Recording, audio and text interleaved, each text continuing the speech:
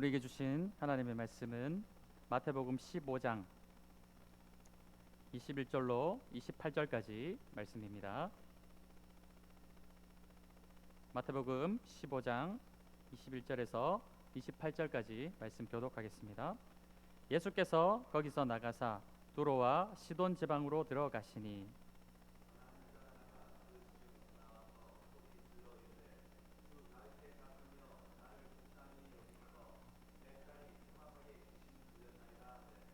예수는 한 말씀도 대답하지 아니하시니 제자들이 와서 정하여 말하되 그 여자가 우리 뒤에서 소리를 지르오니 그를 보내소서.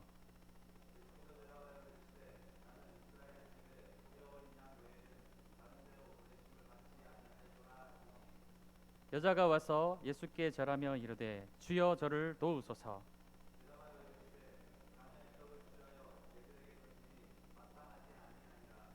여자가 이르되 주여 올소이다마는 개들도 제 주인의 상에서 떨어지는 부스러기를 먹나이다 하니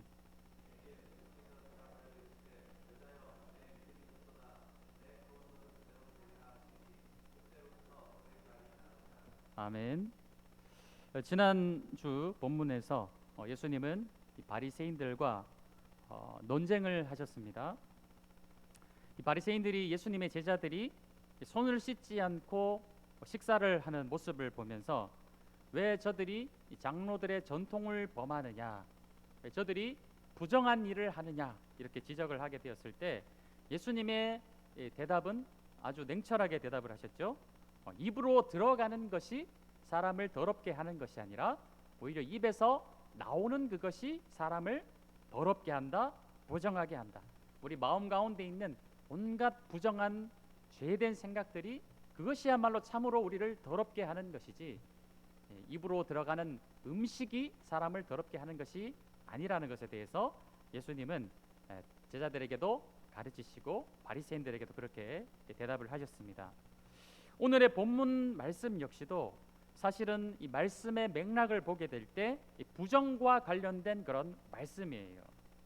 당시 유대인들이 가장 부정하다고 여기고 혐오했던 것은 무엇이었을까요? 어떤 음식이나 짐승에게 접촉을 하는 것보다도 오히려 그들에게 있어서 가장 부정하다고 여겼던 대상은 바로 사람이었어요. 사람. 바로 이방인이었다라는 것이죠. 거기에 더해서 오늘 본문 말씀에 나오는 예수님께 소리를 지르는 이 한 여인은 어떤 여인인가? 이방 여인일 뿐만이 아니라 자신의 딸이 어떤 상태입니까? 귀신에 들려있는 상태라는 것에 대해서 예수님께 고쳐달라고 소리를 지르는 상황이에요.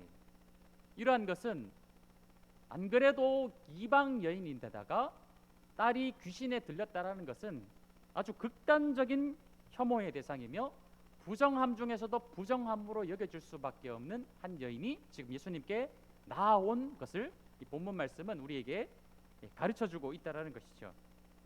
이러한 여인에 대해서 예수님은 어떻게 대응하고 계실까요? 바리새인들의 관점에서 보았을 때는 예수님이 이 사람을 멀리하고 빨리 쫓아내버리고 이렇게 하는 것이 정상적인 상황이겠죠. 본문에 보면은 마치 바리새인들이 그렇게 기대했던 것처럼 처음에는 예수님이 그렇게 이 이방 여인에 대해서 대처하시는 것처럼 보일 수 있어요. 그러나 마침내는 예수님이 어떤 의도로 이렇게 대응하셨는지 그 결과가 말씀을 통해 우리에게 나타나고 있다는 것입니다. 21절 말씀에 보면 이 두로와 시돈 지방으로 예수님이 잠시 사역하러 들어가신 것을 보게 돼요. 이 두로와 시돈 지방은 이방 지역입니다. 이때 22절 말씀에 이 가나안 여자 하나가 이 동행 본문에 보면은 이 수로보니게 여인이라는 것으로 이 여인이 소개가 되어 있어요. 수리아 지역과 이 페니키아 지역에 살고 있는 이방 여인이라는 것에 대해서 말씀하고 있습니다. 그런데 이 이방 지역의 여인의 외침을 우리가 자세히 보게 되면 예수님에 대해서 무엇이라 소리를 지르고 있습니까? 주 다윗의 자손이여 라고 외치면서 나를 불쌍히 여겨달라고 예수님께 요청하는 여인의 외침을 우리가 보게 되는 것이죠. 주 다윗의 자손이라는 것이 어떤 의미입니까? 주인이시여라고 외치는 것이죠. 다윗의 자손 왕이시여라고 지금 예수님을 부르고 있는 거예요. 우리가 앞선 본문에서 보게 되면 오히려 이스라엘 백성들, 그 가운데서 지도자층이라고 여겨지는 이 바리새인들은 예수님을 주님이라고 부르지 않습니다. 다윗의 자손으로 인정하지 않아요. 오히려 전통을 따져가면서 예수님은 절대로 우리의 메시아가 아니다라고 부정하면서 죽이려 하는 바리새인들의 모습을 우리가 알고 있죠. 왜냐, 그들은 영적인 맹인이기 때문에 그렇습니다. 앞선 본문에 보면 맹인이 맹인의 길을 인도하면 다 망한다라고 말씀하였죠. 근데 오늘 말씀해 보면 그러한 자들은 예수님을 주님으로 메시아로 보지 못하는데 오히려 이 가나안 여인이 예수님을 주님이라고 부르며 다윗의 자손 왕이여라고 외치는 모습을 우리가 보게 된다는 것이죠. 그리고 자신의 요청을 주님께 아뢰입니다. 내 딸이 흉악하게 귀신이 들렸나이다. 여기서 무엇을 전제로 하고 있는 외침인가요? 나의 주님이시며 다윗의 자손 메시아인 당신께서 분명히 나의 딸의 흉악한 귀신 들림을 고쳐줄 수 있는 능력을 지니신 분이십니다라는 것을 전제로 하고 있는 외침이라는 것이죠. 이러한 믿음은 이스라엘 백성들 가운데서도 나타나지 않는 그런 믿음이었다는 것입니다. 그런데 오늘 말씀에 굉장히 의외의 예수님의 반응이 나타나는 것을 보게 되죠. 23절 말씀을 보겠습니다. 예수는 한 말씀도 대답하지 아니하시니, 아무 대응을 하지 않고 있는 예수님을 보게 된다는 것이죠. 그러니까 계속해서 이 여인이 간절하게 예수님께 부르짖었을 거예요. 그러니까 제자들이 듣다가 견디지 못하고 예수님께 요청합니다. 제자들이 와서 청하여 말하되 그 여자가 우리 뒤에서 소리를 지르오니 그를 보내소서. 견디다 못해. 선생님, 빨리 저 여인을 좀 돌려보내십시오. 우리가 너무 괴롭습니다. 이렇게 이야기하는 제자들의 모습을 보는 것이죠. 이러한 제자들의 요청에도 24절 말씀에 보면 예수님이 또 한 번 놀라운 대답을 하시는 것을 보게 되죠. 대답하여 이르시되 나는 이스라엘 집에 잃어버린 양 외에는 다른 데로 보내심을 받지 아니하였노라, 이렇게 말씀하고 계세요. 평소에 예수님의 어떤 모습과는 굉장히 좀 다른 형태로 태도로 모습이 나타나는 것을 보게 되죠. 이렇게 말씀하신 이유는 무엇일까요? 사실 우리가 앞선 본문에서도 보았듯이 예수님은 이미 이방인들과 수많은 접촉을 하셨어요. 4장 말씀에도 보면 수리아 지역의 수많은 병자, 귀먹은 자, 환자들이 예수님께 찾아와서 고침을 받았던 사건이 나타나고 있고, 8장 말씀에도 보면은 로마 백부장의 하인을 어떻게 하였습니까? 그 로마 백부장을 만나시고 그 하인을 고쳐주시는, 이방인을 향한 예수님의 사역은 이미 활짝 열려 있었던 그런 상태였다라는 것이죠. 그런데 오늘 이 여인이 찾아와서 요청을 하였을 때 왜 예수님은 이렇게 대답을 하셨을까요? 나는 이스라엘의 잃어버린 양 외에는 다른 데로 보내심을 받지 않았다. 어떤 예수님의 숨겨진 의도가 있음을 우리가 추측해 볼 수 있다는 것이죠. 그 이유는 사실 누가 진정으로 정결하게 될 수 있는가를 나타내시려는 예수님의 숨은 의도가 있다라는 거예요. 자신들은 늘 정결하다라고 생각했던 그런 이스라엘 자손들은 주님 앞으로 나아와서 정결하게 되지 못하는 오히려 그런 상황 가운데 있는데, 자기 스스로를 부정하다 여기며 자기 자신이 고쳐져야 되는 것에 대해서 확신을 하고 주님 앞에 나온 이 이방 여인은 오히려 예수님을 만남을 통해 정결해질 수 있다라는 것을 이 말씀을 통해서 명확하게 드러내시려는 예수님의 의도가 이 대답 가운데 숨어 있다라는 거예요. 이스라엘 백성은 잃어버린 양입니까? 아닙니까? 그들 스스로는 절대로 자기 자신들이 잃어버린 양이라고 생각하지 않아요. 이스라엘 백성들은 날 때부터 하나님의 선택받은 백성이고, 잃어버린 양들은 바로 저 이방인들이 잃어버린 양들이라고 생각했던 것이 바로 이스라엘 백성들의 사고였죠. 그래서 그들은 잃어버린 자들이고 부정한 자들이라고 여겼던 것이 이 유대인들의 생각이었다는 것이에요. 그런데 오늘 예수님은 이 숨은 의도 가운데 무엇을 말씀하고 계시느냐? 바로 이스라엘이 어떤 상태라는 것입니까? 잃어버린 양이라는 것에 대해서 말씀하고 계시는 거예요.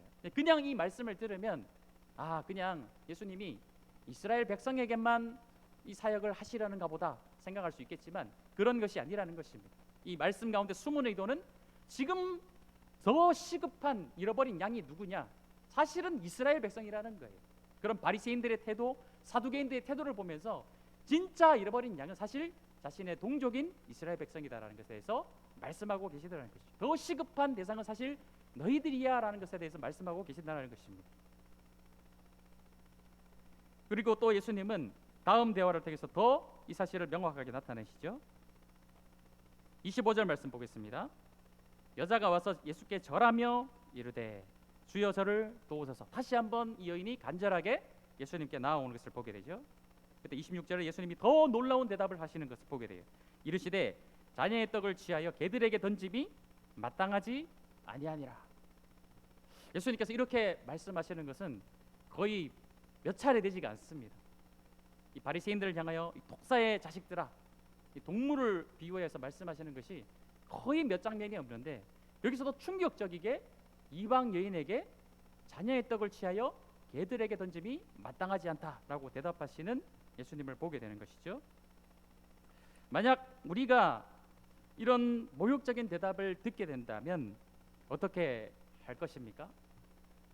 아무리 절박한 처지에 있더라도 절박한 마음을 가지고 간절하게 요청을 했는데 그 사람이 나에게 대해서 개라는 표현을 하면서 이 떡을 개에게 던지는 것이 마땅하지 않다, 그런 모욕적인 표현을 듣게 되었을 때 그때 사실 우리는 어떻게 할 수 있을까요? 우리의 자존심이 있지 않습니까? 그래, 일단은 내 자존심 때문에 이런 말을 들으면서까지 내가 내 딸을 고쳐야 되나, 그런 자존심 때문에 오히려 화를 내면서 돌아가 버릴 수도 있겠죠. 그리고 그 당한 모욕을 막 대갚아 주려고 할 수도 있을 것입니다. 하지만 더 놀라운 이 여자의 대답을 보게 되죠. 27절 말씀에 보면 여자가 이르되 주여 옳소이다마는 개들도 제 주인의 상에서 떨어지는 부스러기를 먹나이다. 놀라운 믿음의 대답을 하고 있는 여인의 모습을 우리가 본다는 것이죠. 이렇게 지금 대화를 이어가고 계시는 예수님의 의도는 이 여인의 믿음을 명확하게 이끌어내시기 위한 그런 제자들에게 이 모습을 보여주시기 위해서, 그런 의도로 지금 계속해서 이 대화를 이끌어가고 계신다는 것이죠. 이런 여인의 대답에 예수님은 마침내 이 여인의 믿음을 칭찬하시면서 그 즉시로 그 딸의 귀신을 내보내 주시는 능력을 취하시는 예수님의 모습을 우리가 봅니다. 자녀의 떡을 취하여 개들에게 던진다. 오늘 이 개로 비유된 자는 구원에 대한 간절한 소망을 가지고 예수님을 주님으로 모시면서 오히려 하나님 나라의 일원이 되는 것을 보게 돼요. 근데 오히려 날 때부터 우리는 하나님의 자녀라고 자부하는 자들의 모습은 어떠합니까? 오늘 비유에 따르면 주인의 밥상에서 떨어지는 부스러기라는 표현이 있죠. 이 주인의 밥상에 참여한 자들은 하나님의 자녀라고 불리는 자들이에요. 그들은 주인의 밥상에 앉아서도 어떻습니까? 주인과 함께 하늘의 양식을 취하지 못하는 형태로 나타나는 것이죠. 근데 오히려 그 바깥에서 그 주인의 밥상을 간절히 사모하는 오늘 개로 비유된 이 자들은 오히려 그 부스러기라도 간절히 사모하는 마음으로 하나님 앞에 나아가게 될 때 마침내 그 삶 가운데 구원이라는 것을 체험하게 되고 구원의 반열에 이르게 되는 것을 보게 된다는 것입니다. 누가 진정한 하나님의 자녀이며 누가 진정으로 구원받는 자가 되는가? 누가 진정으로 정결한 자인가? 예수님은 이 여인을 통하여서 이 여인의 믿음과 예수님의 메시지를 우리에게 주고 계시다라는 것이죠. 우리가 교회에 보면 믿음의 명문 가문들이 있습니다. 믿음의 3대째, 4대째, 5대째 이런 믿음의 가문들이 있어요. 이런 것들이 우리를 구원해 줄까요? 그렇지 않다라는 거예요. 결국은 구원은 내가 예수님을 믿고 내가 예수님을 인격적으로 만나게 될 때 구원이 이르는 것이에요. 내 삶의 어떤 신앙적인 배경이, 우리 가문의 어떤 배경이 우리를 구원해 주는 것이 아니라 결국은 나의 신앙, 내가 예수님을 얼마나 간절히 사모하는가, 내가 하나님을 얼마나 간절히 찾는가, 거기에 하나님의 구원이 있다라는 것이죠. 여인은 예수님 앞에 또한 자존심을 완전히 내려놓고 있는 것을 보게 됩니다. 그냥 내려놓는 것이 아니라 철저하게 자신의 이 자존심을 내려놓는 여인의 모습을 보게 되죠. 이 모습은 마치 예수님이 우리를 구원하시기 위해서 하나님이신 그분이 인간의 몸을 입고 이 땅에 오신 그 예수님의 모습과 아주 흡사한 것을 보게 돼요. 우리 스스로가 나는 개 같은 것입니다. 주인의 밥상에 떨어지는 것이라도 개들이 먹지 않습니까? 그렇게 철저히 자신의 이 겸손한 모습으로 하나님 앞에 나아가는 이 모습이 사실은 누구의 모습이냐? 바로 예수 그리스도의 겸손이 이 가운데서 나타난다라는 것이죠.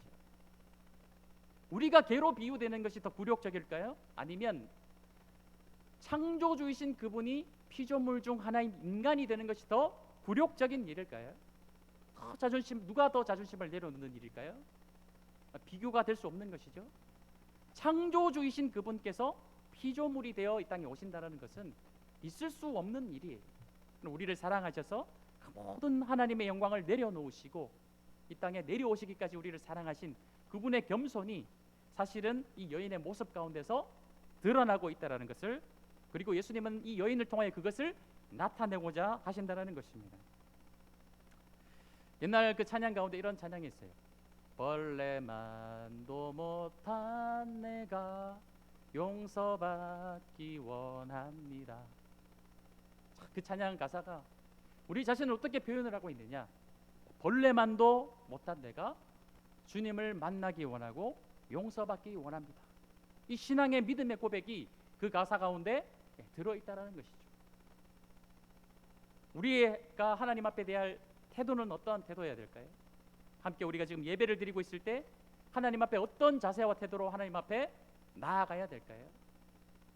어느덧 구원의 감격과 그 구원의 기쁨, 그것들이 서서히 이제 감소가 되어져서 일주일에 한 번씩 드리는 예배, 그 예배 가운데 그 구원의 기쁨과 감격이 점점 그냥 익숙해져서 어느덧 하나님 앞에 나아가게 될 때 머리를 들고 나아가고 있는 우리 자신의 모습을 혹시 보고 있지 않습니까?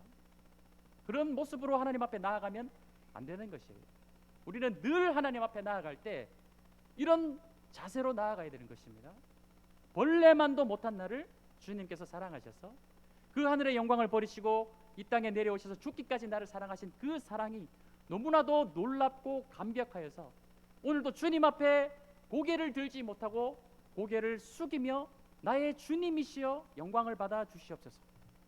하나님은 나를 자녀로 삼아 주셨어요. 오늘 우리가 방금 죄짐 맡은 우리 구주 어찌 좋은 친구인지, 예수님은 우리의 친구가 되어 주셨습니다.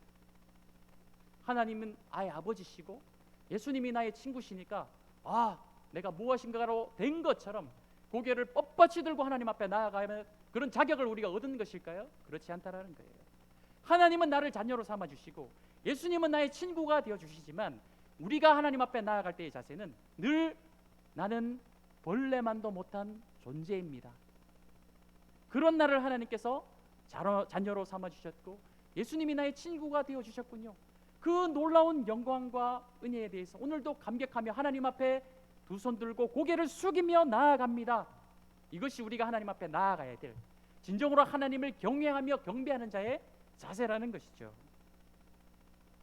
겸손하게 주님 앞에 나아가시며 진정으로 하나님을 경외하시는 그런 예수님을 진짜 왕으로 모시는 하나님의 귀한 백성들이 되시기를 축복드립니다. 삶의 순간순간 우리는 구원을 체험할 수 있어요. 구원이라고 하면은 전통적인 어떤 경향이 무엇입니까? 죽어서 가는 천국. 죽어서 이 땅에서 내 삶이 끝나면 내세에서 좋은 곳으로 가게 되는 그 구원, 그것만 사실 구원이라고 생각했던 것이 전통적인 생각들이었어요. 구원을 최종적인 결말에만 한정을 시켜 놓는 것이죠. 그러나 이 여인의 구원은 무엇으로부터 시작이 되었습니까? 이 여인이 죽었나요? 죽어서 천국에 가게 된 것을 구원이라고 표현하고 있나요? 그것이 아니라는 것이죠. 이 여인은 예수님을 만났고 자신의 딸에게 들려있던 흉악한 귀신이 물러나는 그 순간부터 이 여인의 가정에는 하나님의 구원이 임하였고 구원이 거기서부터 시작되는 것을 보게 돼요.